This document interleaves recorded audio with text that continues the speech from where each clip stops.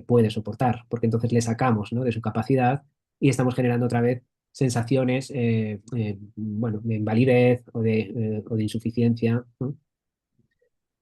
Entonces, alcanzar este equilibrio requiere intuición, imaginación, empatía de que somos capaces, pero también exige una verdadera comprensión de los problemas del paciente, de lo que estamos haciendo, intentando hacer, ¿no? Os dejo aquí una especie de, bueno, de claves, ¿no? De presencia, coherencia, sintonía, bueno, trabajar un poco, ¿no?, en este tipo de cosas. ¿Y qué pasa si, por ejemplo, nuestra presencia no es una presencia regular o trabajada, ¿no? Pues que si este setting falla, digamos que va a haber retirada, silencio, desconexión emocional del paciente. Es decir, fijaos, si no conseguimos una conexión con el paciente, puede ser por las dificultades del paciente o puede ser por lo que estemos generando nosotros, ¿vale? Y esto no se trata de autocastigarnos y decir qué mal somos o qué malos terapeutas, sino darnos cuenta de que a veces, bueno, puedo no haber sido coherente o puedo no haber sintonizado bien o puedo no haberle dejado explorar como debería haberle dejado. Entonces, bueno, se trata de ir trabajando este tipo de cuestiones también para generar los contextos cada vez más seguros posibles y atender, digamos, estas cuestiones. Bien, vamos al vídeo número, bueno, diapositiva 133, lo copio aquí. De alguna manera, ahora me acabo de dar cuenta que me he adelantado un poco antes al contaros una cosa, pero bueno, lo vemos ahora otra vez. Lo pongo. Em, Vamos a ver cómo trabaja. No sé si habéis visto esta película. Si queréis os pongo un poco en antecedente, os doy un poco de contexto. Se titula El indomable Will Hunting, es de Matt Damon y de Robin, ¿cómo se llama este autor? Actor, Robin Williams, ¿no? Robin Williams. Eh, él es el terapeuta, ¿vale? Digamos que Will Hunting es un adolescente que vive en un contexto más o menos marginal, donde se gana la vida con sus colegas, siempre está metido en líos, digamos que tiene comportamientos desafiantes, oposicionistas, pero tiene una gran inteligencia. Entonces trabaja en la universidad, no sé si de matemáticas o de ciencias, no me acuerdo, no recuerdo. Trabaja limpiando los pasillos, ¿no? Uno de los catedráticos plantea un problema a los alumnos y lo pone en uno de los pasillos, donde él friega todos los días el suelo, que nadie puede resolver, ¿no? Y entonces él lo resuelve en una tarde mientras está fregando los suelos. Entonces se dan cuenta de la capacidad que tiene este muchacho, intentan como reconducirle. Y lo primero que le hacen hacer a este chico es ir a terapia para como modificar un poco su conducta y que pueda ir a clase y pueda ser digamos, una eminencia, ¿no? Entonces, os voy a contar casi toda la peli, pero bueno, en la película pasa por un montón de terapeutas y al final da con este, ¿vale? Y esta sería la primera sesión que tiene con el terapeuta, ¿vale? Ya le podéis dar. Dura nada, 30 segundos o 40 segundos, un poco más.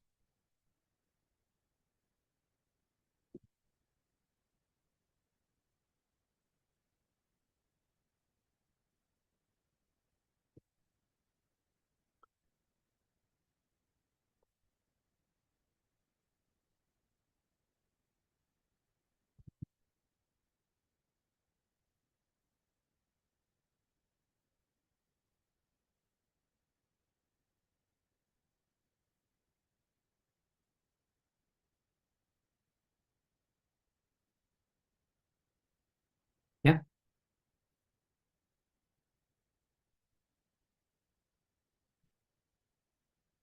¿Sí? Os he dado el link de la escena que no hablan, ¿verdad? Ujú, es la escena que no hablan Vale, exactamente. vale. Estaba pensando, digo, a ver si os he pasado otra. Vale. Digo que antes me he adelantado un poco, pero ¿qué está pasando ahí? En términos de apego, claramente, ¿vale? Pues justo está reforzando esta parte de que es un espacio seguro donde se va a hacer lo que el paciente se sienta cómodo. Y si, digo, me estoy adelantando, no sé qué va a pasar después, pero pues justo el paciente mismo ve que es un espacio donde pues no- se va a ir abriendo conforme él lo necesite o conforme él se sienta cómodo. Entonces, Mm. pues respetó las necesidades del paciente en ese momento. Vale, pero le está marcando límites también. ¿Qué es lo único que le dice? Que no fume. No fumes, ¿vale? Lo demás te respeto, ¿vale? Pero no fumes. Por lo Entonces, tanto, el paciente le está haciendo que es una especie de rabieta lo que el paciente le está haciendo. O sea, me dijiste que no fumar y no te hablo más. Y entonces el psicólogo como que yo tampoco te hablo. no, el paciente no iba a hablar, iba a fumar como mecanismo de defensa, ¿vale? Ok. Dice, vale, te dejo no hablar, pero no fumes. le está diciendo de alguna manera. Lo hizo más incómodo todavía. No, lo único es que no puede fumar, pero no, no porque sea algo terapéutico, sino porque seguramente no pudiera fumar, ¿no? Entonces es como diciendo, los límites tienen que estar claros, ¿vale? Y dentro, ¿vale? Si quieres, puede que no, me puedes no hablar. Yo no tengo necesidad de que tú me hables. Tú no Claro, me hablas, pero tampoco fumas. bueno, ¿vale? Pero no quedéis con lo de fumar, ¿vale? Como que Eh, hay límites con pero flexibilidad y al mismo tiempo respeta la distancia. claro, a eso es a lo que voy, ¿vale? Le marca una norma de setting terapéutico que es no fumes. ¿m? Se lo dice de una manera más o menos directa, pero nada hiriente, y luego le dice, podemos estar como tú quieras. ¿m?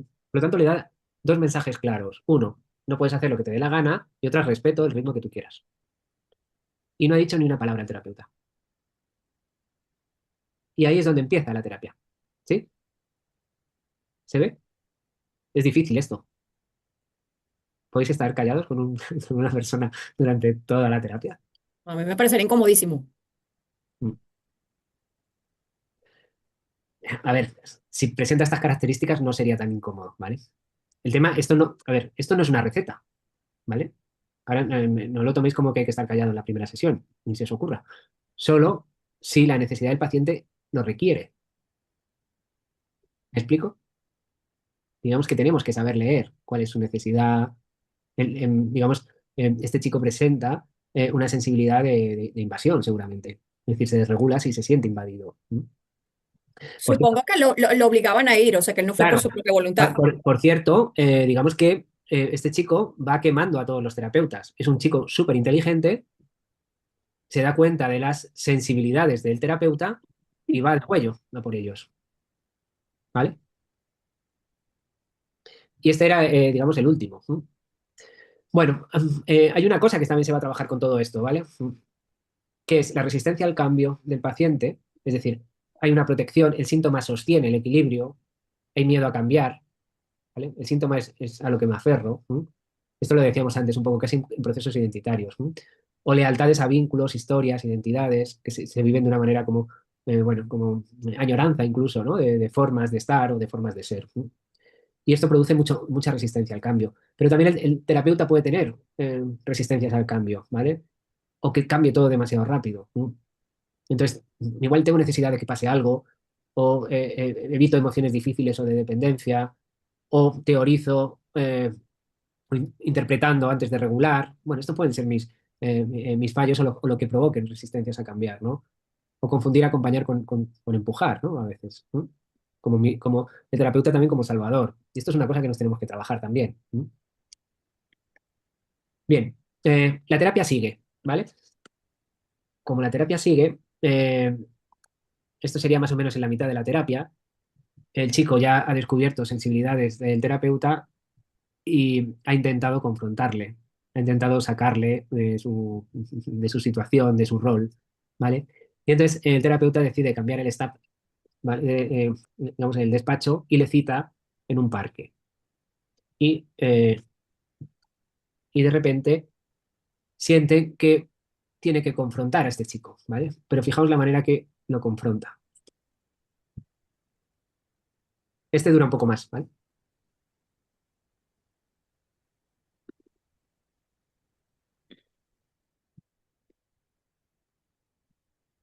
Si duermes en una postura así, estás destrozando tu cuerpo y tu respiración. La apnea obstructiva del sueño se produce cuando las vías respiratorias...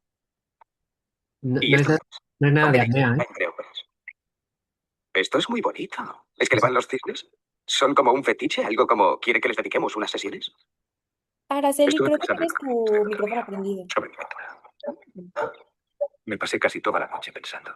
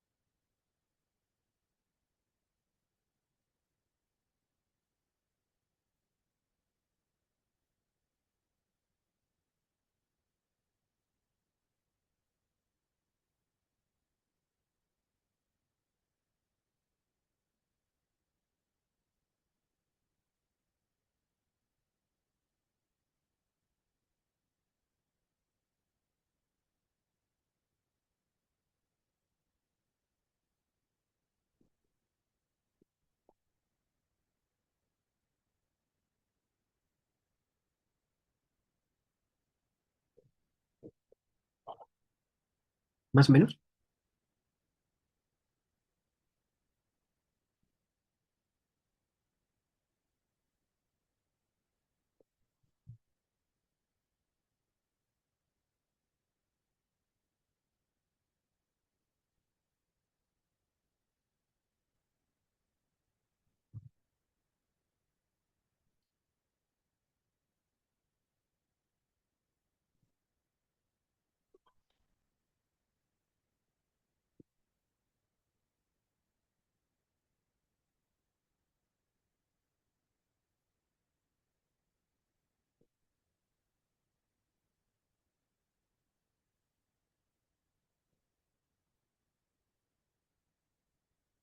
Listo por acá. Vale, más o menos, ¿vale? Es que vamos un poco apurado de tiempo. ¿Qué pasa aquí, ¿no? En términos de apego, ¿cómo lo veis? Eso no fue lo que hablamos antes de cómo el que tiene el apego evitativo evita desbordarse emocionalmente. Sí, eso es, ¿no? Fijaos que este chico está claro que tiene apego evitativo, ¿no? Es hiperracionalizador, ¿no? Bueno, a ver, no se ve, o sea, si hubierais visto la película os daríais cuenta, ¿no? Claramente. Pero sí que responde un perfil de ese tipo como defensa del yo, ¿no? Es decir, me tengo que evitar, ¿vale? Porque si no se ve esa parte vulnerable de mí, que de alguna manera el terapeuta intuye continuamente, ¿no? Y fijaos cómo lleva un lenguaje provocador, por un lado, pero aunque parezca un lenguaje duro, eh, es un lenguaje que vincula con el chico, ¿no? Digamos que encuentra el código en el que le tiene que hablar. No es tanto es decir, puede ser una confrontación, claramente, ¿no? Pero es una confrontación que le ayuda a reflexionar al chico. Y más que le ayuda a reflexionar, fijaos que le lleva a sentir, como decíamos antes, ¿no? De buscar la sensibilidad, de buscar el renacer. Dices, no sabes cómo huele la Capilla Sixtina, no sabes lo que se siente al perder a un ser querido, ¿no? Entonces le va como activando continuamente cuestiones que realmente no sabe, ¿vale? ¿Mm? Entonces es como que le pone un espejo y le señala un poco el camino. Y luego le deja elegir. Dice, tú mueves, ¿no? Termina, ¿no? Con una frase como un poco desafiante, pero bueno, digamos el estilo en el que se mueve este chico. ¿Mm? Esto, digamos que sería una fase intermedia de la película, donde ya llevan bastantes sesiones, donde han tenido buenas sesiones, ¿vale?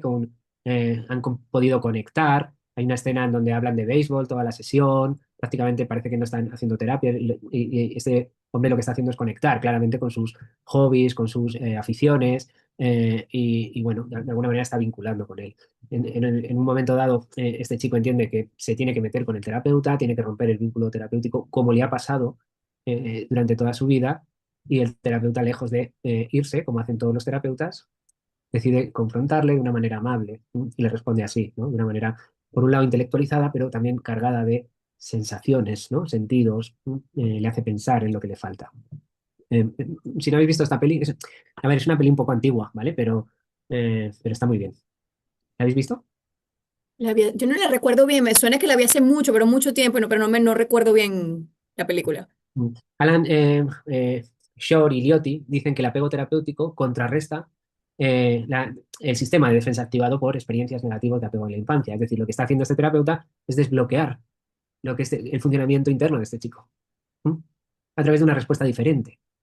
Igual es el primer adulto en su vida que le sostiene. A esto es a lo que me refiero, ¿no? Con cambiar los contextos relacionales. ¿M? ¿Qué necesita sentir el paciente? Contexto, elección y conexión. Si no hay elección, se activan respuestas de supervivencia, ansiedad, colapso, como hemos visto. Y otra vez, la regulación ocurre en micromomentos. Un pequeño ajuste puede cambiar toda la experiencia. Lo que le dice este terapeuta en el parque es un micromomento. Y el paciente cambia la forma de ver la relación con el terapeuta y, por cierto, no deja la terapia, ¿vale? Que no os hago spoiler, pero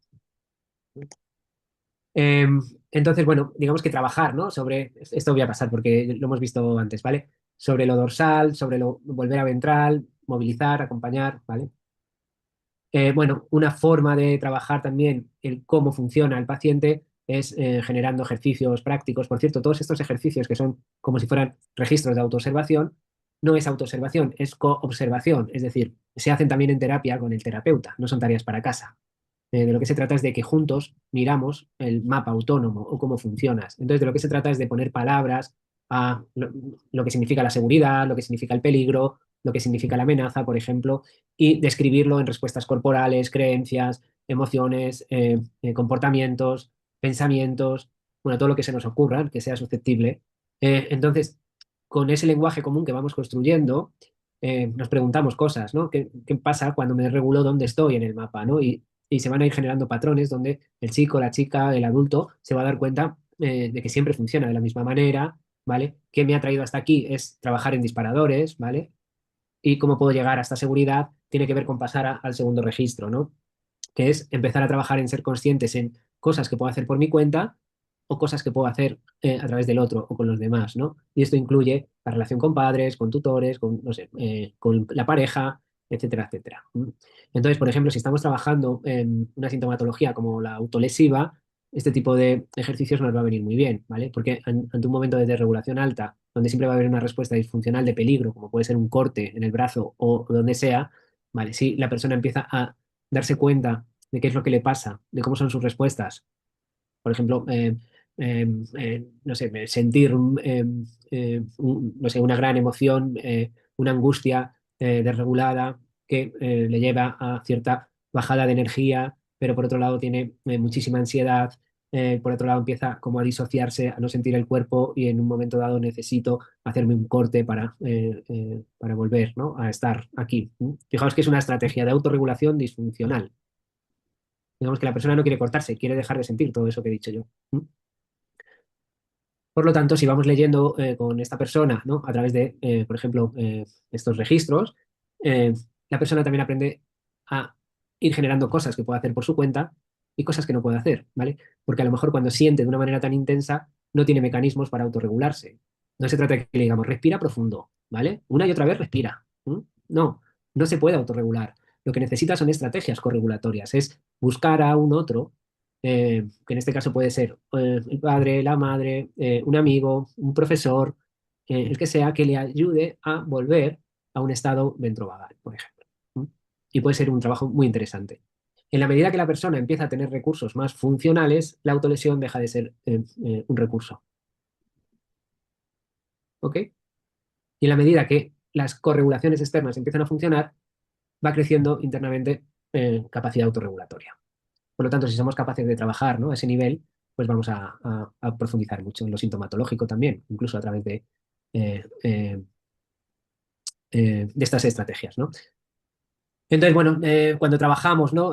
Cosas como más sintomáticas, vamos a trabajar en la neurocepción de amenaza, lo simpático, lo vagal dorsal, los disparadores, ¿no? Que es lo que me desregula. Dev Dana, que es una que trabaja con Porges, habla de la neurocepción de seguridad, es decir, lo que me calma, ¿vale? Igual que hay un disparador, también hay un regulador. Entonces, a veces no se trata tanto de describir la conducta disfuncional, sino de buscar la conducta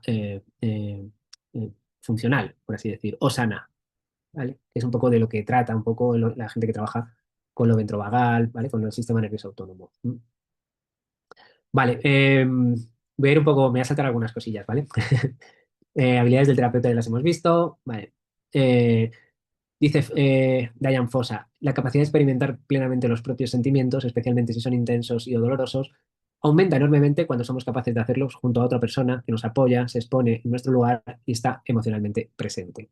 Solos a veces no podemos. El que tengamos debilidad regulatoria no quiere decir que estemos mal, quiere decir que en nuestra historia, o venimos de historias difíciles o confusas en donde yo no he aprendido a hacer esto. Que un adolescente se autolesione no quiere decir que esté enfermo, quiere decir que no sabe gestionar su intensidad emocional o afectiva. Normalmente le va a pasar cuando se activa una sensibilidad nuclear, ¿vale? De abandono, de humillación, de invasión, porque no sabe manejar lo que le está pasando. Por lo tanto, tenemos que enseñarle, ya está, ¿vale? O se trata de ir poco a poco en eso. Me gustaría poner como fin a esta parte de intervención individual el cómo termina una de las últimas sesiones. No es la sesión de cierre en la película, pero es una de las últimas sesiones.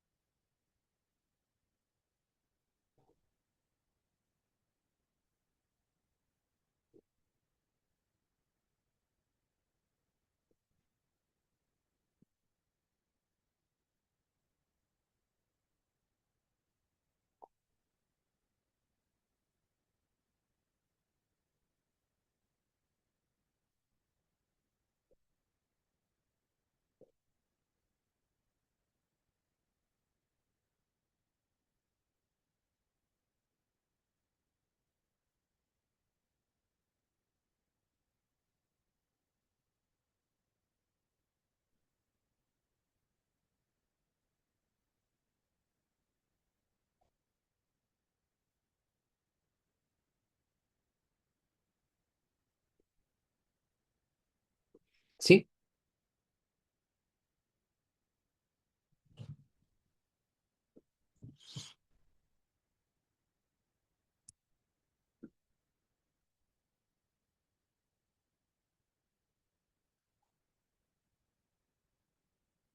¿Ok? Sí, por allí sí. Vale, fijaos cómo empezó todo, ¿vale? Y cómo ha terminado, ¿no? ¿Qué pasa en esta última interacción, ¿no? No se puede llamar sesión terapéutica casi, ¿no?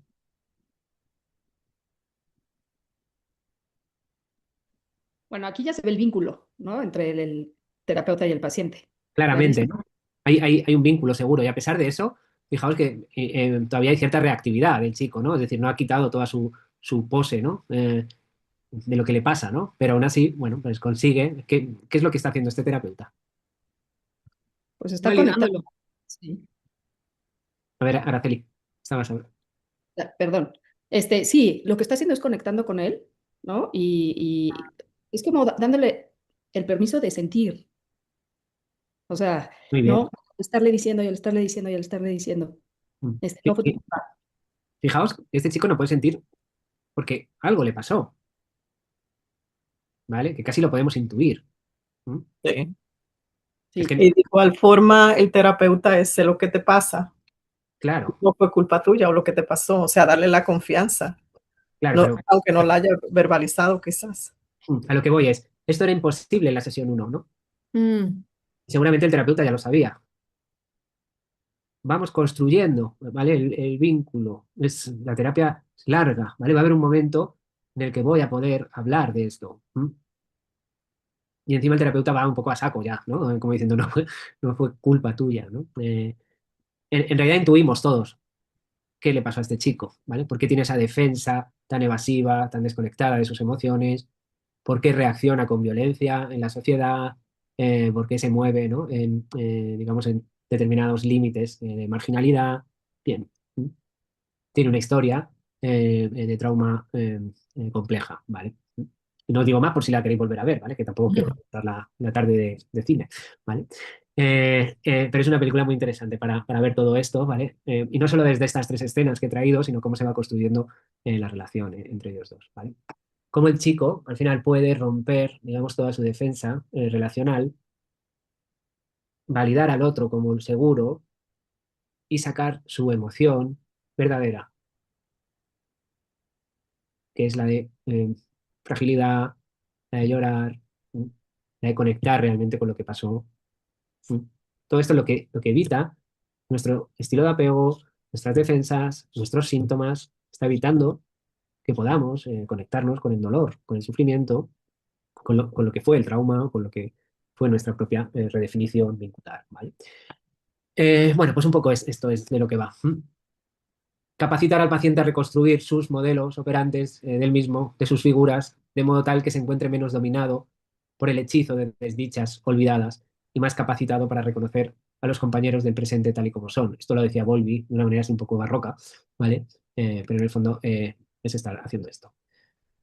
Lo que vamos a trabajar continuamente, proporcionar al paciente una base segura desde la cual explorar diversos aspectos desdichados y dolorosos de su vida, pasado, presente, ayudar al paciente a sus exploraciones, alentando a considerar modos, entablar relaciones con figuras significativas en su vida presente, y esto puede ser la propia terapia. Relación que alentar, ¿no? Al paciente a examinar la relación que se establecen entre paciente y terapeuta. Esto va a ser importante, por eso yo que trabajar el vínculo a veces es trabajar en lo metaterapéutico. Oye, ¿tú cómo estás aquí conmigo? Porque a veces noto, ¿no? Y esto, por ejemplo, el terapeuta hace una autorregulación, ¿no? A veces noto que estás muy tenso cuando hablamos de determinadas cosas o cuando te propongo trabajar determinadas cosas. Esto es metaterapia. Es hablar de lo que yo creo que te pasa, ¿vale? Y esto ayuda bastante. Alentar al paciente a considerar modos en que sus percepciones, expectativas, presentes, sentimientos, acciones que aquellas originan pueden ser el producto de acontecimientos y situaciones que enfrentó durante su infancia, durante su adolescencia, ¿vale? Esto va a ser importante. Reconocer, ¿no? Capacitar al paciente a reconocer que sus imágenes de él mismo y de los demás derivan de experiencias dolorosas y que pueden o no ser apropiadas para su presente y para su futuro, ¿no? Esto es un terapeuta que trabaja desde dinámicas vinculares. El terapeuta va a permitir a su paciente que deje de ser un esclavo de los viejos inconscientes, estereotipos, modelos operativos, ¿vale? Que siente, piensa, actúa de manera para poder generar otras formas de estar, ¿no? Entonces, una sesión productiva probablemente implicará una tarea, un cambio y luego otra, ¿vale? Luego otra. Y poco a poco vamos reformulando. Bowlby decía, a menos que un terapeuta pueda capacitar a su paciente para sentir algún grado de seguridad, la terapia no puede empezar siquiera, ¿vale?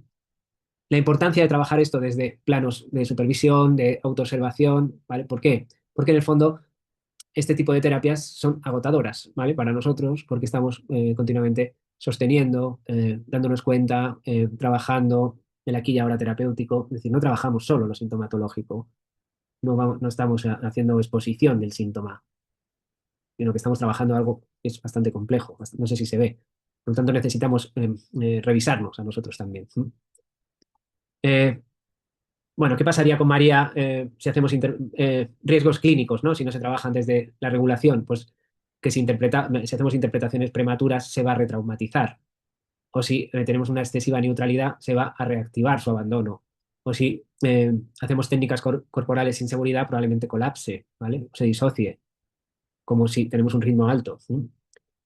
El potencial terapéutico radica en la capacidad del vínculo cuando ella se sienta segura, en momentos de insight, cuando esté dentro de ventana de tolerancia. La alta sensibilidad relacional bien trabajada va a ser un recurso, es decir, esto va a sentir ella que puede tener una relación sana, posibilidad real de reorganizar sus modelos operativos a través de la propia relación terapéutica. Bueno, no sé si ha quedado muy claro porque voy un poco rápido y os pido disculpas, ¿vale? Pero es que tengo que dar pareja, grupos y multifamiliar en media hora, ¿vale? En menos de media hora.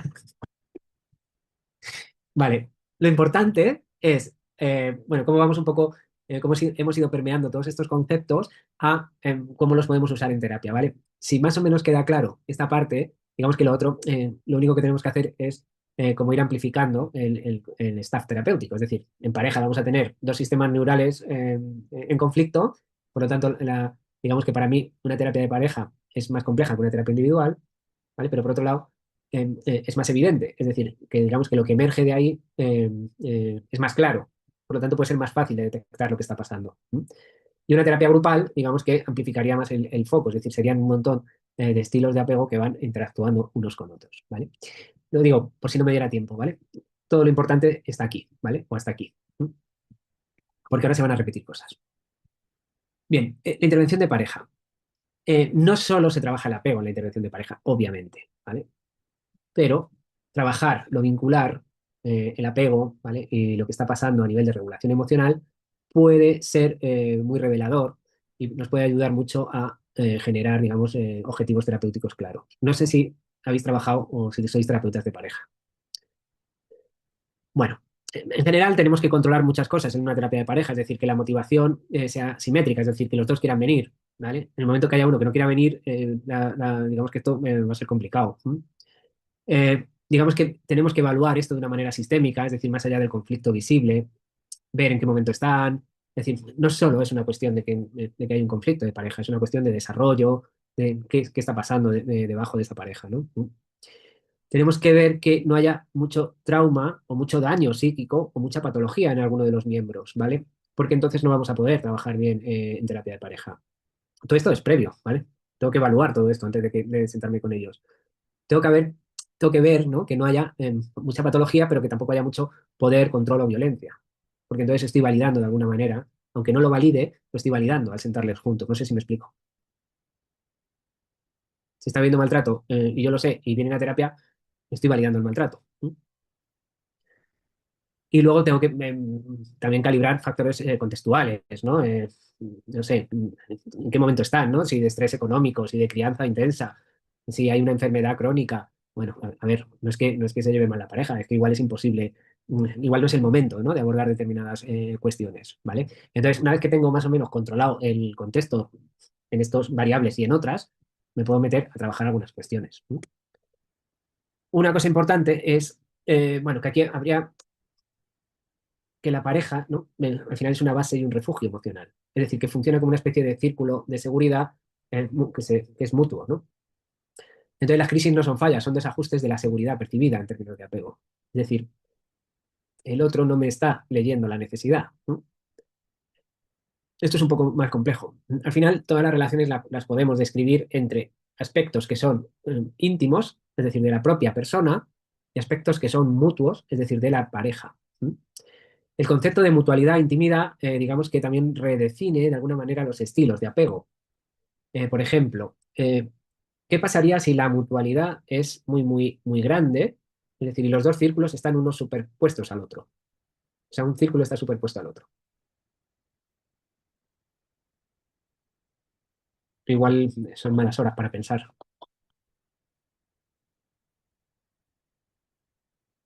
Que si tuviera una pizarra, ¿qué pasa si los círculos están así? Es decir, que prácticamente todo es mutualidad, es de los dos. Sería como codependencia, ¿no? Sí, En bueno, donde tú pierdes en el otro. sí. Codependencia sería que no hay límites, ¿no? Es decir, que digamos que hay fusión, ¿no? Sí. Digamos que sería una pareja muy ansiosa, preocupada en general, ¿no?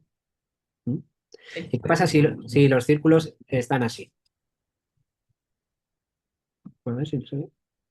Eso sería una pareja independiente en donde pues no hay, o sea, Hay no motivo. totalmente dependiente, en donde no hay esta parte tú Cada y uno yo. va, cada uno Oye, va a su rollo. Entonces, por aquí vamos también definiendo un poco qué tipo de relaciones, ¿vale? Pero esto no solo tiene que ver con los estilos de apego que cada uno trae, sino con cómo es su dinámica relacional, ¿vale? Y a veces esta dinámica relacional no casa con los estilos de necesidad, ¿vale? Es decir, si existe esta relación, que es una relación muy intrusiva, ¿no? Muy fusional, y la persona es muy evitativa, digamos que no va a estar muy a gusto en la relación. ¿No? Y si existe esta relación y la persona es muy dependiente o tiene mucha necesidad del otro, pues tampoco va a funcionar bien la relación. ¿Se entiende? ¿Mm? Esto es la estructura relacional. Evidentemente, esta estructura la genera la pareja, ¿vale? Pero puede ser que esto ya no esté bien, ¿no? Entonces, bueno, es un primer nivel de análisis en términos de apego de lo que podemos mirar o no. ¿No? En cualquier caso, cada miembro aporta sus propios modelos de representación interna, sus expectativas de la base segura a la relación de pareja, es decir, qué es lo que yo necesito del otro. ¿No? Y a veces esto funciona bien y a veces esto no funciona. Es decir, sobre todo cuando la pareja empieza a evolucionar y empieza, digamos, a desarrollarse. Y empieza a crecer como pareja porque los problemas empiezan a crecer. Por lo tanto, digamos que lo que antes era una virtud, ahora se vuelve un problema. ¿No? Y los problemas van a ser entendidos como brechas en la sensación de seguridad, en falta de habilidad de los miembros de la pareja para ver cumplidas las necesidades de apego. Es decir, al final lo que busco en el otro es que cubra mis necesidades vinculares, ¿vale? Todo esto de manera inconsciente, ¿eh? No estoy diciendo que esté bien. Quiero decir, qué es lo que suele pasar o cómo podemos trabajar todo esto. Entonces, lo que vamos a hacer es trabajar sobre la capacidad de cada miembro de tomar conciencia sobre sus caracteres, sobre sus modelos relacionales aprendidos y sobre sobre su necesidad de regulación, ¿vale? Y vamos a ver si esto sirve o no, ¿vale? Me decía me acuerdo hace muchos años, cuando yo supervisaba, yo venía de escuela muy sistémica y me decía mi supervisor, Ángel, no te confundas. El objetivo de una terapia de pareja no es que sigan juntos, es que tomen buenas decisiones de una manera sana. Entonces, a veces uno va a terapia de pareja con la esperanza de arreglar la relación y lo que arregla es una buena separación, ¿vale? Es decir, que a veces, digamos que los miembros son conscientes de que igual la otra persona no tiene por qué cambiar. ¿No? Entonces, bueno, pero en cualquier caso, vamos a establecer un patrón mutuo favorable de relación que abarque no solo, digamos, la pareja, sino más, ¿no? Entonces, si definimos la relación de pareja como refugio y base segura, digamos que estaríamos como generando la necesidad de que la pareja tiene que aliviar las ansiedades, el miedo, ofreciendo una especie de antídoto ante los sentimientos de desamparo y falta de sentido que se pueden estar generando. Quiero decir una cosa, hablamos de relación, no del otro, ¿vale? Es decir, si os dais cuenta, una relación de apego es una relación donde un cuidador, unas manos son más grandes, acordaros, más sabias. ¿No? Esto llevado a la pareja puede ser peligroso, porque le estaría dando al otro, o le estaría otorgando el papel de sostenerme a mí. ¿No? Cuando se habla de que la pareja, de que la relación funciona como el refugio, es la relación, no es el otro. ¿Me explico? Entonces, bueno, trabajar sensibilidad, accesibilidad de cada miembro a señales emocionales del otro con el fin de regular mutuamente la emoción. Las relaciones van a reflejar aspectos de esa persona con sus progenitores, con cómo funcionaban. Si estamos hablando de apego, de modelos operativos internos, ¿no? Por ejemplo. Entonces, se entiende que los problemas en la pareja son retrasos en el desarrollo que causan patrones de enredo más que de diferenciación. ¿Qué quiere decir esto? Es decir, que no han sabido evolucionar como pareja y que siguen enquistados en formas un poco primitivas de funcionamiento. Entonces, bueno, aquí vamos a trabajar habilidades más comunicacionales o de negación del otro, promover que las relaciones dejen de ser confusas, ¿no? O que se confunda, por ejemplo, el cariño, ¿no? Y la coerción, pues, con respuestas que da el otro o la otra. ¿Cómo se traduce esto en términos de apego? Bueno, pues, a ver, por ejemplo, a ver si sabemos identificarlo, ¿vale? Por ejemplo, estamos en consulta y nos dice un miembro de la pareja, cuando tenemos un conflicto yo siento tanta ansiedad que necesito solucionarlo ya. ¿Qué significa esa frase? Bueno, de entrada que tiene apego ansioso, ¿no? Venga, de entrada, ya sabemos un montón, ¿eh? O sea, no sois conscientes de la importancia que implica todo esto, porque vamos a evaluar muy rápidamente lo que le pasa a los pacientes, ¿no? No me gustan los conflictos y necesito salir corriendo. Evitativo. Claro, yo necesito respuestas rápidas. La ansiedad me dice que me van a abandonar. Fijaos, ¿no? Hemos trabajado antes en sensibilidades nucleares, ¿no? Esto se da en las narrativas, ¿no? Necesito mi espacio para conectar y para poder dar una respuesta al conflicto. Evitativo. Vale, me resulta incómodo expresarme emocionalmente. Seguro que habéis pensado en un nombre, ¿no? ¿Hay nombre? ¿No? Evitativo también. Estoy atento a lo que dices, a ver si se confirma el miedo al abandono. El ansioso. Y estoy atento a lo que dices para confirmar mi miedo al rechazo. El evitativo, ¿vale? Bien, esto nos marca la dinámica relacional. Fijaos que ante una situación de conflicto hay una necesidad diferente en cada miembro. Y no hablamos del conflicto, de la lógica del conflicto, no nos enredamos en eso. Nos enredamos o atendemos a las necesidades de cada uno. Y describimos su dinámica vincular. La dinámica vincular es, si yo necesito que me confirmes que no me vas a abandonar y tú lo que necesitas es estar solo, se da una dinámica disfuncional e infinita, por cierto, porque hay uno que persigue a otro como forma disfuncional, ¿vale? De resolver algo, un conflicto. Por lo tanto, va a ser imposible que se regulen. ¿Se ve? ¿Sí? No veo yo caras de que se vea. Sí. Vale.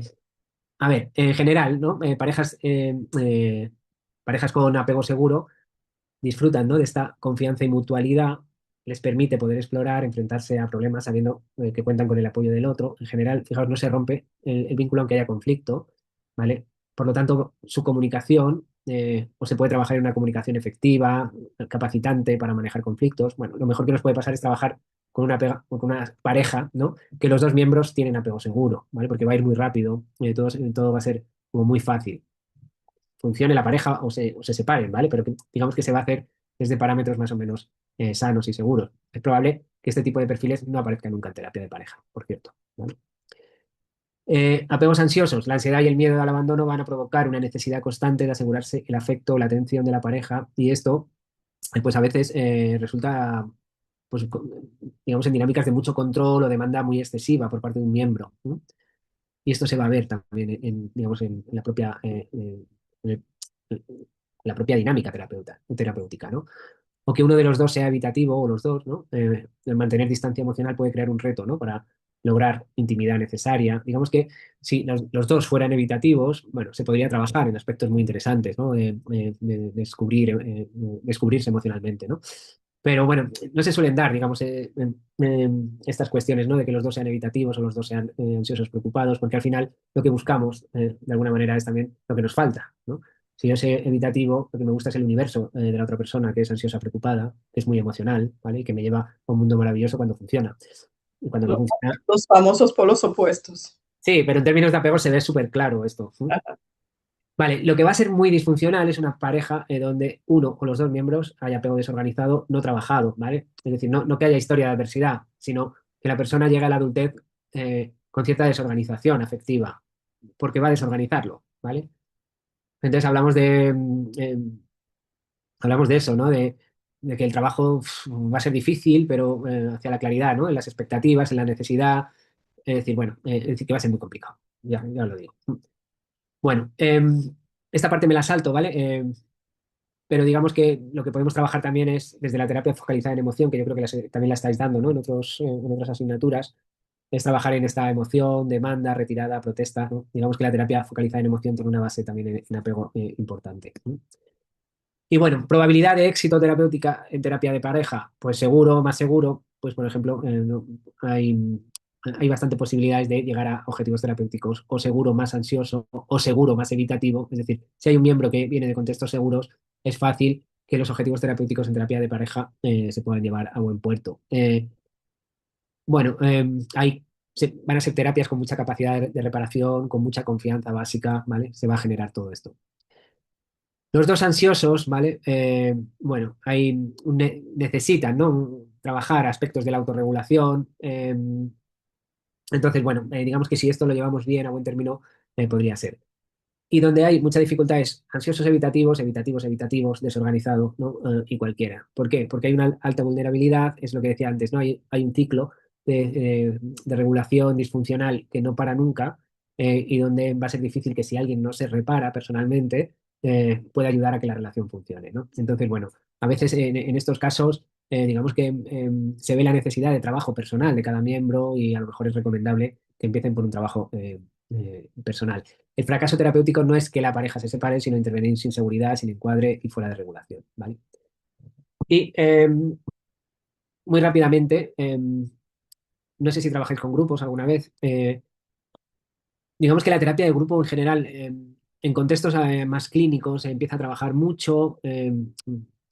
No hablo de terapia de grupo desde el punto de vista de, por ejemplo, de estas, digamos, más orientadas a un aspecto solo, ¿no? Por ejemplo, el Alcohólicos Anónimos, ¿no? O sino una terapia en donde realmente trabajemos aspectos que tienen que ver con nosotros, aspectos que tienen que ver con la regulación emocional, con nuestros modelos operativos. Bueno, y esto es posible, es decir, no hace falta que tenga una gran sintomatología para que una terapia de grupo sea efectiva en general, ¿no?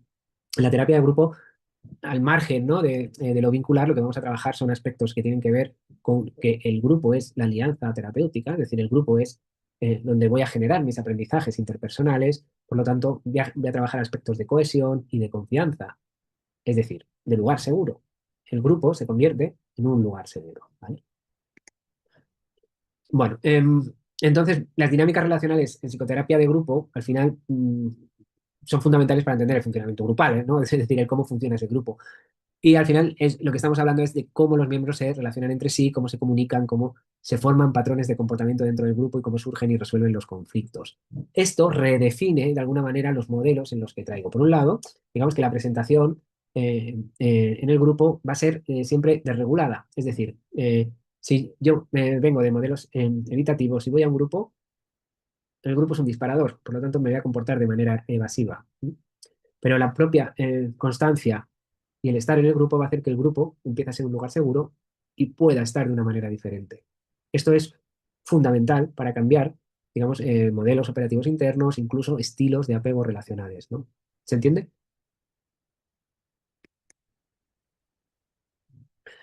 Me va a proporcionar un espacio, sobre todo cuando empieza a ser, ¿no? Ya seguro, esa base segura. Por lo tanto, puedo activar, perdón, mi función reflexiva, puedo explorar, puedo pensar, puedo jugar, hablar, elaborar.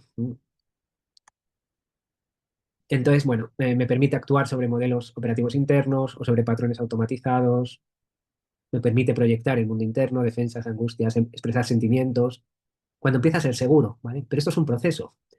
Digamos que tenemos que entender la terapia de grupo como una terapia constante, donde la persona cada vez se va sintiendo mejor con personas extrañas. Fijaos qué potente, ¿no? Porque en el fondo lo que estamos haciendo es una especie de observatorio de dinámicas relacionales. Y ese observatorio que es seguro es un experimento para luego, o un ensayo de lo que me pasa, de cómo puedo estar para luego llevarlo al mundo real. No sé si entendéis esto. Así como puedo estar en el grupo, también puedo estar en el lugar de mi trabajo, o puedo estar con mi familia, o puedo estar con mis amigos. porque aquí me permito ser de otra manera, ¿vale? Por lo tanto, puedo trabajar un montón de cosas. Eh, Todas estas cosas puedo trabajar. Perdonad que voy muy rápido. Vale, entonces el grupo funciona como un microcosmos relacional donde se activan modelos internos.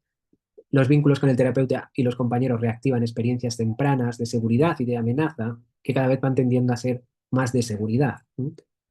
Y el encuadre grupal permite reensayar nuevas formas de vincularse en un contexto seguro y sostenido. Quiero decir que todo esto pasa en el grupo desde la sola presencia grupal, ¿vale? El grupo es potente en sí mismo y van apareciendo temas, cuestiones en donde yo puedo explorar cosas de mí, el cómo estoy, mis reacciones. Si hay un buen conductor grupal, me va a hacer evidente esto. Perdonad que sea como muy teórico y que no esté como viñetas, pero sería algo así como estamos hablando, estoy pensando en un grupo de adolescentes, ¿no? Y estamos hablando de las nuevas tecnologías. Y uno dice, pues yo creo que las nuevas tecnologías están muy bien porque no sé qué. Y no es lo que dice ese chico, es cómo reacciona el otro, ¿no? Que a lo mejor reacciona y hace...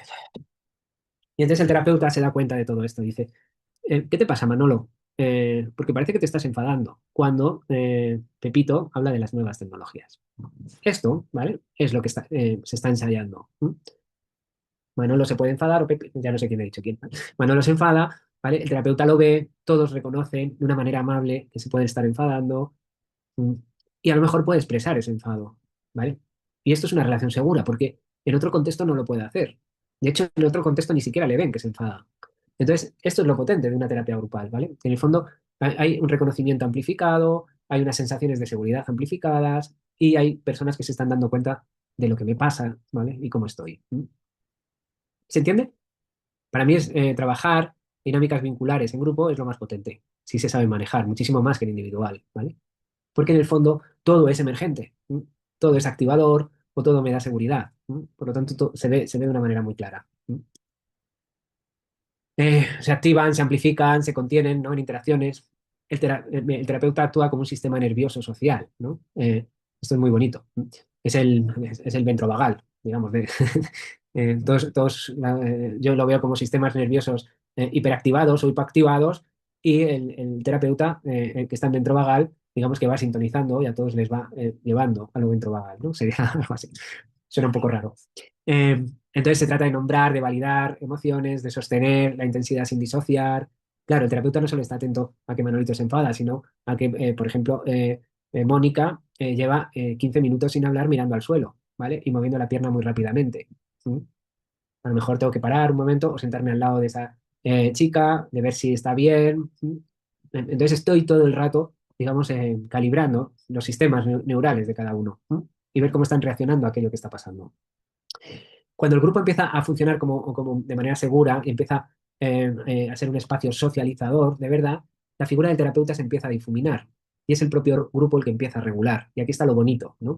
Es decir, ya no hace falta que exista un terapeuta que se fije en cómo están los estados, sino que el propio grupo es sostenedor, es seguro, ¿vale? Y va a haber gente que se va a dar cuenta de cómo estamos cada uno. Entonces, bueno, vamos a trabajar esto, ¿no? La habilidad de pensar estados mentales, detrás de conductas, estimular al escuchar cómo otros interpretan o piensan, fomentar tolerancias, ambigüedades, diferencias. El terapeuta modela, ¿no? Una actitud de curiosidad y no de certeza. La reflexión compartida transforma el impulso reactivo en comprensión mutua, ¿vale? Trabajar, ¿no? De una manera en conjunto hace que se genere la seguridad. Y el rol, como decía antes, es crear un contexto de seguridad afectiva, detectar, nombrar, facilitar la corregulación, modelar la mentalización. Vale, me pregunto qué habrá sentido, ¿no? Cuando has escuchado eso. Al final, las historias se van mezclando. Yo sé, todos sabemos las narrativas de todo, ¿no? Entonces, por ejemplo, Manolito habla de que a su prima pues se han metido con ella y no sé qué. Y digo, con tu prima, pues igual que con Alicia, ¿no? Entonces, me pregunto, cuando escuchas esto, Alicia, ¿cómo te sientes, no? Entonces vamos mezclando historias y vamos generando, digamos que, formas entre todos, ¿no? De sostenernos y de regularnos, ¿no? Lo que intentamos es promover una narrativa grupal, integradora, que al final también genera cuestiones de pertenencia, de agencia, bueno, la persona se siente, ¿no? Entonces, si, por ejemplo hacemos, ¿no? Hablamos de apego, eh, podemos sacar, ¿no? O podemos hacer preguntas explícitas, ¿no? A los miembros, ¿no? ¿Qué necesitas cuando sientes que te alejas, ¿no? Del grupo? Por ejemplo, en ausencias, o cuando la persona no viene, ¿no? Entonces todo esto se trabaja internamente, ¿no? O de regulación, ¿no? Parece que tu emoción está subiendo mucho cuando hablas de tu padre, ¿no? ¿Cómo podemos sostenerla entre todos? ¿O qué crees que pasaba por su mente cuando reaccionas así, ¿no? O de reparación. ¿Podrías decírselo de una forma desde, no sé, que no se altere tanto, ¿no? Que no sea tan dañino? Entonces todo el rato estamos modulando las formas que van pasando, ¿no? En la regulación, en la mentalización, en la reparación, en los apegos, y todo el rato como terapeutas estamos trabajando estas cosas, ¿no? ¿Qué pasa? Pues que si todo va bien, el progreso terapéutico no se ve individualmente, se ve en las dinámicas, en cómo se relaciona el grupo, ¿no? Hay más seguridad interpersonal, más confianza, más pertenencia, aparece autorregulaciones emocionales, menos reactividad, hay incremento de la reflexividad, de la empatía, no sé, reparaciones espontáneas entre los miembros, esto es lo que decía que en terapeuta se difumina, ¿no? Y el grupo empieza a autogestionarse. Esta es la mejor, digamos, señal, ¿no? Un grupo que se empieza a autogestionar, que incluso cambia los contextos, nos podemos ver a otras horas, pum, pum, pum, donde ya no cuentan con una figura del terapeuta, es una maravilla, ¿vale? Y luego bueno, hay una cosa que es mucho más compleja que se llama, uy, perdonad que me pasa un montón, ¿vale? Pero ya está, ya termino. Que se llaman grupos multifamiliares, que digamos que sería el más complejo de todos los contextos posibles, ¿vale? Es una superposición de 4 planos, individual, intrafamiliar, interfamiliar, social. Bien, de lo que se trata es de meter a todos en un mismo espacio terapéutico. Puede haber hasta 50, 60 personas en ese espacio terapéutico. Y de lo que se trata es de generar interacciones en los términos que hemos visto, individual, pareja, familiar, grupal, ¿vale? Ir mezclando esos planos, ir generando nuevas realidades. ¿Qué aporta todo esto? Nuevas visiones de la realidad. El aquí y ahora es mucho más potente que cualquier otro grupo, es decir, porque son interacciones reales. Sería como una especie de asamblea de salud mental, ¿vale? Donde todo el mundo discute sobre qué cosas son mejores o peores. Entonces, bueno, se van trabajando en identificación de roles, actitudes, ¿vale? El grupo es un contexto que, digamos, que contiene, el terapeuta es una figura de referencia múltiple, hay muchísimos terapeutas, no solo hay uno, imaginaos, ¿no? Para tanta gente. Entonces, de lo que se trata es de explorar un mundo interno seguro a través de reuniones macros, donde otras familias son espejo y escenario de aprendizaje vincular y donde se van generando dinámicas internas cada vez más sanas. Os cuento que estas experiencias multifamiliares tienen su origen en Argentina, desde modelos psicodinámicos, y tenía que ver con un terapeuta, psiquiatra, que tenía muchos pacientes y que tenía una sala de espera muy, muy grande, entonces se agolpaban los pacientes en la sala de espera y lo que hizo él fue sacar la silla a la sala de espera y empezar a interactuar con ellos. Entonces se dio cuenta que ahí no solo estaban sus pacientes, sino que estaban sus familiares también. Y estas dinámicas que se creaban de manera amable, donde todos se escuchaban, donde escuchaban sus problemas, vio que eran mucho más potente que cualquier otro contexto terapéutico. Lo traigo aquí por si no habéis escuchado nunca lo que es un multifamiliar, y por si alguna vez lo escucháis, ¿vale? Y porque al final, digamos que estos grupos funcionan como una red de apego amplificada, ¿no? Que sostiene la regulación cuando el sistema de alguna manera colapsa. Lo que va aprendiendo estas personas que van a estos grupos multifamiliares es a hablar de la enfermedad, hablar de poder, ¿no? Regularse de otra manera, hablar de soluciones, etcétera, etcétera. ¿Vale? Entonces, bueno, desde la perspectiva del apego podemos decir que un grupo multifamiliar se activan modelos internos disfuncionales, se actualizan en la experiencia grupal, se transforma en ser reconocidos y sostenidos por otros. Toma, acabamos. Bueno, os dejo un montón de referencias bibliográficas, ¿vale? Disculpad que haya metido lo último así un poco, es que me he dado cuenta que me había pasado y no me gusta pasarme de tiempo, pero tampoco me gusta dejar nada sin dar, ¿vale? Lo más importante, digamos, es todo lo que vimos el día anterior a nivel conceptual, cómo llevarlo a una terapia individual, digamos que es muy interesante, por eso también le dedica mucho tiempo, y luego las variantes que se pueden ir dando en pareja, grupal o en otros contextos terapéuticos como el multifamiliar, ¿vale? Siento la rapidez, de verdad. Me ha encantado estar con vosotras, me ha encantado vuestras reflexiones, y si queréis y tenéis alguna duda, me puedo quedar un minuto más, ¿vale? Pero tampoco quiero ocuparos más tiempo, que son muchas horas. No, al contrario, gracias por tu tiempo y por tus clases que estuvieron increíbles. Muy bien, espero que sean de utilidad, ¿vale? Que podáis completarla. Creo que os queda también todavía una de dinámicas vinculares que tiene que ver también con modelos de evaluación y demás. ¿M? Bien, yo os he dado la parte más intuitiva de todo esto, es decir, cómo leer a pacientes desde su cuerpo, desde su expresión, digamos, la parte más de test y objetiva, ¿vale? Pues os viene ahora también. Entonces, eh, vais a completar mucho. Dinámicas vinculares 1, 2, 3, ¿vale? Vais a saber un montón. Que vaya muy bien, muy bonito y Muchas que gracias. espero estar Gracias. sirva. Cualquier cosa me podéis escribir, ¿vale? Os intento responder en foros o donde estemos en la plataforma, ¿vale? Muchas gracias. Gracias. Gracias, Ángel, un Linda placer. todas. Chao.